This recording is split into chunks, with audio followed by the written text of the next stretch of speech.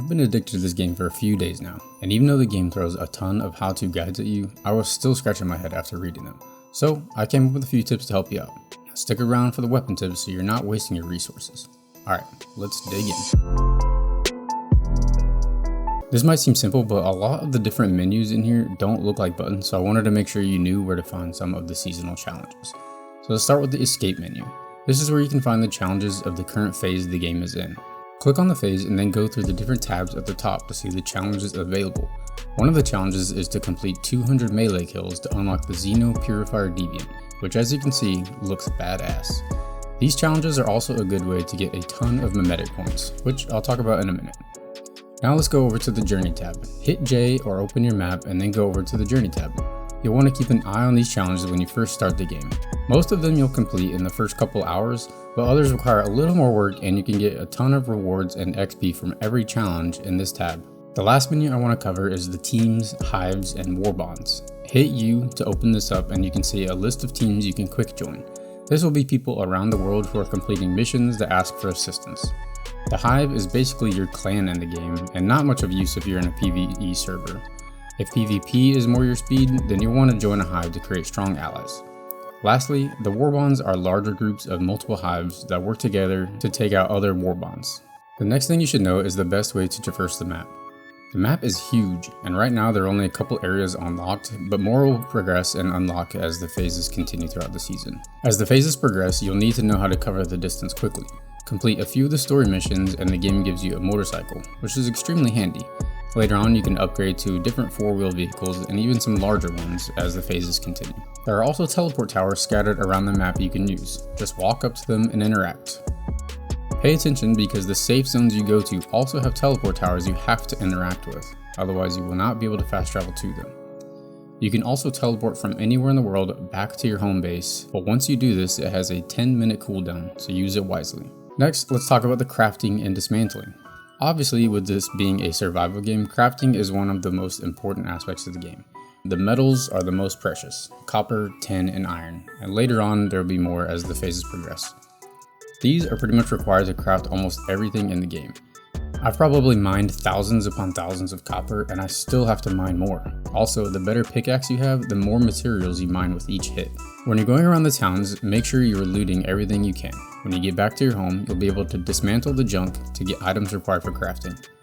One of the few items I had a hard time finding in the beginning was refined parts and fireproof plastic, which can be acquired through dismantling junk. While we're on the topic of crafting, let's cover that for the weapons and gear. At the workbench you can craft, upgrade, and repair your weapons and gear. If you have the weapon and gear blueprints, you are able to craft them. Open the weapon crafting and find the blueprint you want. If available, make sure you pick the correct tier you want to craft. You can see I can craft a tier 4 SMG, but the parts required aren't available in the game yet. So I'll just craft the tier 3. Each little tab here is a different piece of the weapon you're crafting, and each one has their own material cost. So the SMG receiver costs 3 steel ingot, and the epic recoil action says 4 steel ingots, so that's actually 7 to craft the weapon so far. There is a chance to loot some weapons and gear as well, but be careful with these. You cannot repair the weapons once they get destroyed. The same goes for gear. So I wouldn't recommend spending your materials on upgrading them. Even if they're upgraded, if they get destroyed, you will lose the items. Okay, while we're on the topic of weapons and gear, let's talk about modding. As you play, you'll unlock or find weapon and gear mods. Make sure you're constantly checking these because they can make a huge difference in your fights.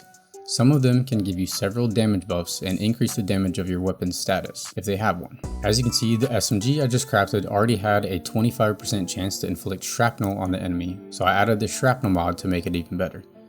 Now with shrapnel hits, each shrapnel does an extra 15% damage. Check your gear mods as well. There are a ton of different ones that increase your crit rate or crit damage, health increase, overall weapon damage buffs, etc. Each mod can be upgraded as well. Open the mod and right click to upgrade them. They can be expensive, so make sure you're using your materials wisely.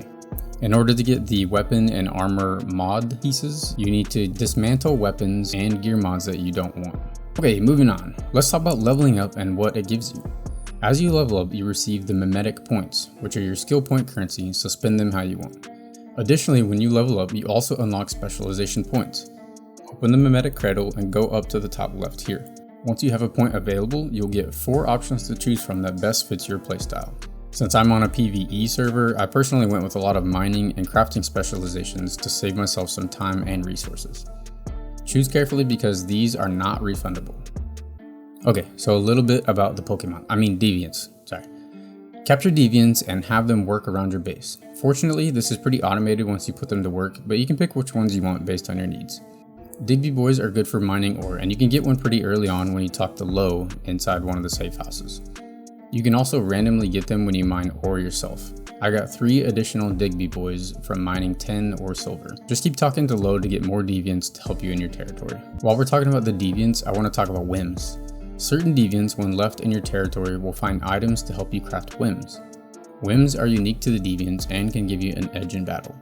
Collect the items from your Deviants and craft them at your workbench. Then you can use them before a major fight you're about to have. The webs you see the wolves stuck in is from the Weaver Whim, which leaves a web when you roll. You'll get this from the Dreamcatcher Deviant, which you get after you defeat the giant spider lady. I don't remember her name, but you'll know who I'm talking about when you see her. It's a pretty epic cutscene, which does ice damage when you throw it. So there might be other Deviants that can only be obtained through some of the world events. They do have a limited time, so I recommend getting to them as quick as you can. Alright, the last thing I wanted to cover is Starchrom and Stardust. Stardust you can get by completing challenges, looting chests, killing elite enemies, and completing dungeons. It will be used as a crafting material as you saw when I created the SMG. Starchrom is another in-game currency that you use for the wish machine. Using the wish machine is a good way to get blueprints for high-level weapons and gear. Just spin the Starchrom and play the minigame. Now, how do you get Starchrom? That's a good question. One of the items you can build in your base is the Starchrom Purifier. Insert the Eclipse Cortex or Eclipse Ore and start the purification process. This will start a 5-minute defense mission that spawns enemies who will try to attack the Purifier machine, so choose carefully where you put it in your base. The more ore and cortex you put in the purifier, the stronger the enemies will be. There is a weekly limit to how much you can purify at the machine, but if you are in a team and one of your persons starts a purification, you all share the rewards. Well, that's going to wrap up my tips for Once Human so far. Let me know in the comments if there was anything I missed or if any of this was helpful to you. If there are any other tips or questions you have, feel free to ask. Thanks.